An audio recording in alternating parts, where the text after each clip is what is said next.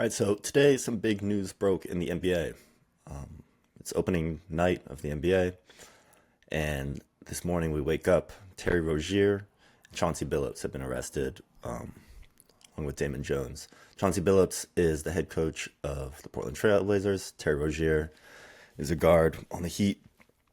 And I wanted to take a quick moment here out of my day to give my thoughts on sports betting overall and try to think through what big events like this might mean for sports betting.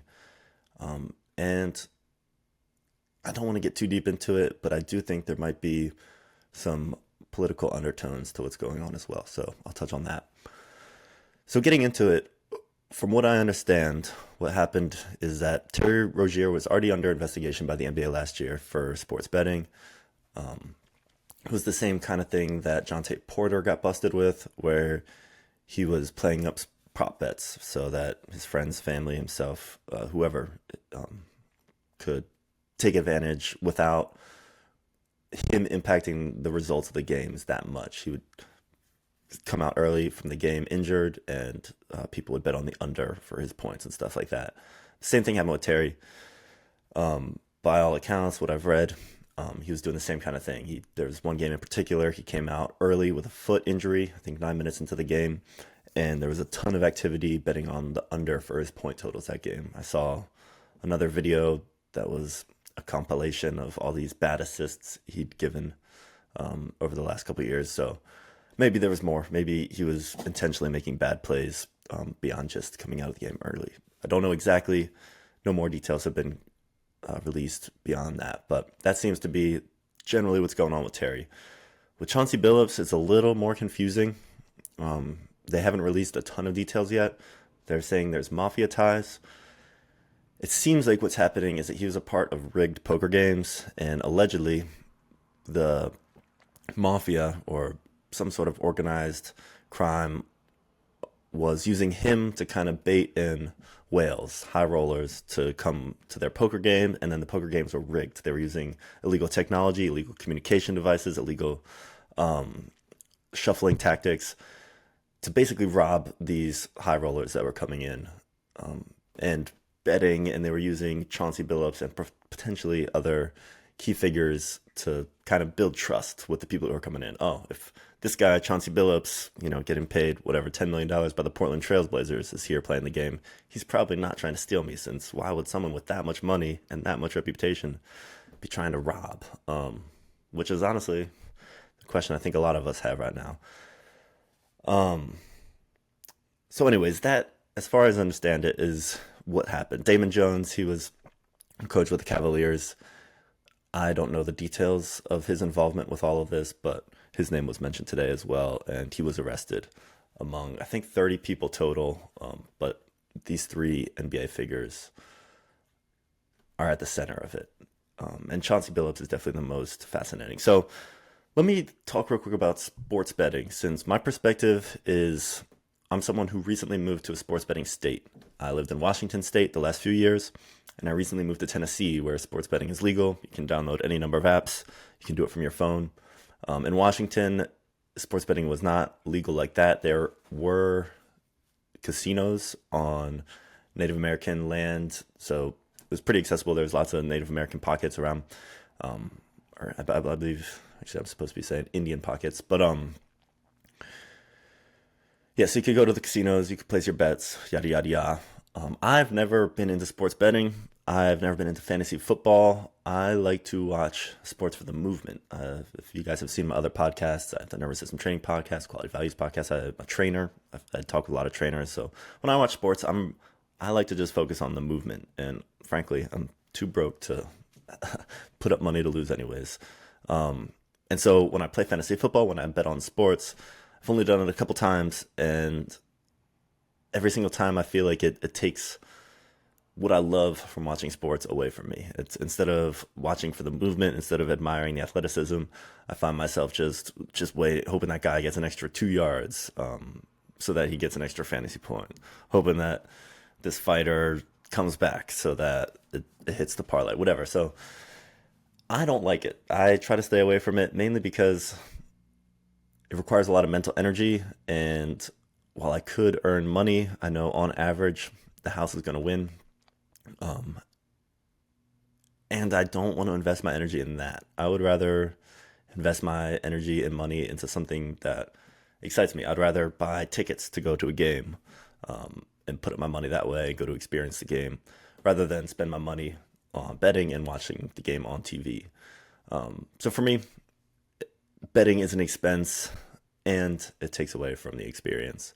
That being said, I do understand the appeal. And since I've moved to Tennessee, I see a lot of people sports betting. A lot of my friends here are into it. Um, there's always someone who's up, like my buddy right now, he's up 7 grand since the beginning of the NFL season. We're in week 7 right now. So he's been making about $1,000 a week, which is pretty significant. That's a full-time income amount of money. So if you can do that consistently, I understand the appeal. What you don't hear though is that guy's only gonna show up bragging when he's up. He's not gonna um, come telling everyone the details of his lifestyle in the weeks when he's down. He's only gonna come talk about, oh, I made this much money. Oh, I got a new phone with the cash. Oh, I went out to the bars. I was getting everyone around to drink. He's that's the appeal. That's the appeal of betting and the reporting, the self-reporting of sports bettors. It's all the good, and they might mention that they had a bad day. You can obviously tell when they're watching a game and their parlay is not hitting. There's that distinctive look. Um, but yeah, so I don't know. It's to me, betting is a lot like investing in stocks and crypto, whatever it is. You can do it, you can make money on it, but you have to be significantly better than the field. With sports betting, the house is going to take a cut, so you have to be significantly better than average to exceed the cut that the house is going to take. So there's that with um, investing. You have to be good enough at investing to beat the market over the fees, the transaction fees. Um, Personally, I think if I wanted to spend enough time studying sports statistics, if I wanted to spend enough time studying the markets, I could eventually get to a place where I do have enough knowledge and I do have enough experience where I am able to consistently beat the market to an extent that I'm covering the margin that the house is taking or that the transaction fees are taking. That being said, I don't care about this stuff enough. I don't want to invest my time in that.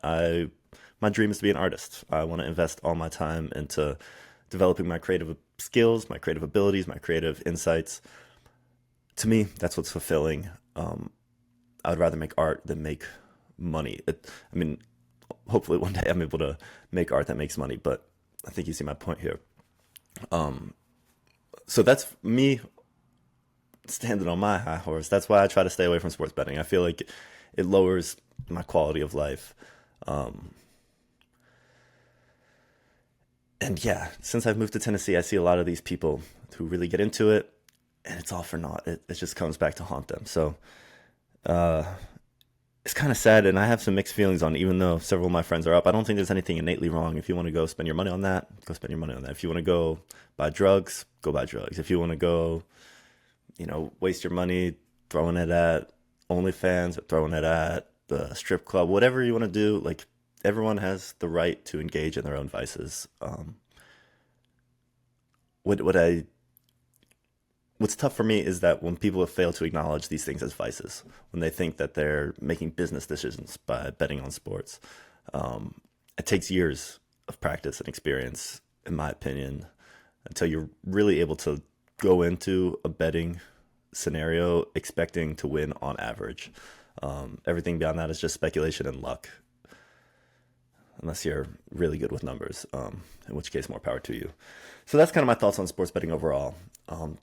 The last point I wanted to make on all this, and I'm way over my pay grade throwing this out even, but it seems to me non-coincidental that this happened on the opening night of the NBA. Cash Patel gave his press conference announcing everything that happened. The director of the FBI. I've never seen the director of the FBI get involved in sports of any kind. Like I've never seen the FBI give a press conference on anything in the sports world. I don't watch the news very much. Most of the news I see is going to be when it's big enough national news that it makes it to ESPN's headlines. Anytime there's a huge disaster, there's going to be some athlete who makes a big donation and in response to the disaster, that's going to get to the headlines. That's how I'm going to find out that the disaster happened. Whatever. Yeah, so it seems not coincidental. The night when everyone's watching the NBA, the morning when all the radio hosts, all the podcasters, all the TV personalities who talk about sports are going to open up talking about sports, talking about the NBA's opening nights. All this breaks. Victor Wembanyama had an awesome game yesterday. Looks like he unlocked another level on what was already a freak athlete. So that would be the topic of conversation any other year. But today, all anyone can talk about is these gambling things. So I don't want to specifically make predictions on what I think is going on, since, again, this is way over my pay grade, but it just seems suspicious. It seems convenient that on the day when the NBA would be getting way more coverage than usual because it's opening night, these stories creep in and it kind of takes over. So yeah, I think our president is making a statement through Cash Patel. I think he's sports betting, and I saw some numbers in the reports that I think it was $184 billion a year is wagered by Americans through sports betting apps legally, and it's estimated that there was something like another 90 million, almost, or 90 billion. We're in billions here. Estimated another 90 billion of illegal wagering through out-of-state bookies and stuff like that.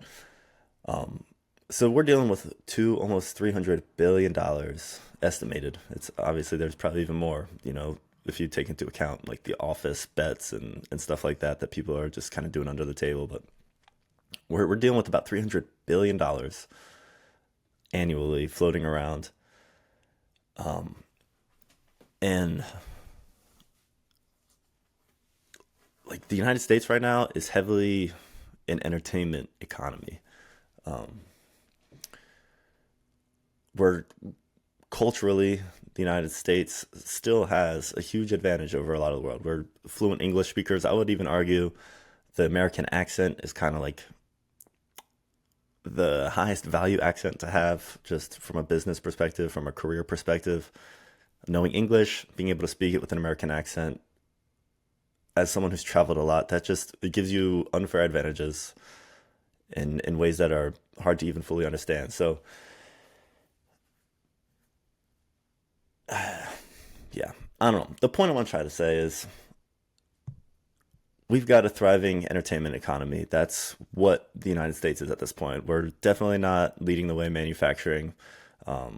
We've got some cultural ideas, but really it's the entertainment where, our music, our movies kind of set the stage globally for the standard, I should say. It sets the standard globally. So $300 billion floating around, estimated per year for sports gambling. The entertainment is really what's driving that. So any threat to the trust that our population has in the entertainment is going to threaten not just the betting income, but really all income. The betting is just probably a small portion of all the economy, the total GDP that is just part of sports entertainment. Sorry, I don't need to keep rambling on this, but I think our president wants to maintain our country's kind of reputation in the entertainment industry. And in order to do that, he's sending a strong message through Cash Patel on opening night of the NBA.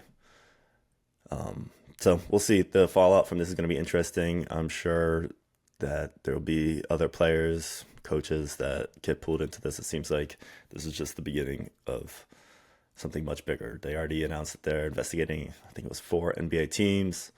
So yeah, this does not look good. We'll see how it all shakes out. Hopefully, in the end, we're all able to watch and admire the athleticism that our best athletes can give us. That's my hope. That's what I get out of sports.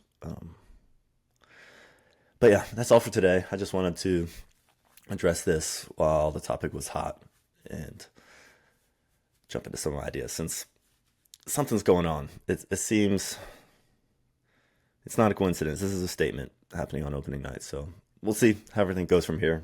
It's definitely interesting. It's a bummer to see everyone is a fan of Chauncey Billups. I've always liked to watch Terry play, but I don't really know much about him personally. But hate to see it. Hopefully this is the end of it, but it seems like it's just the beginning.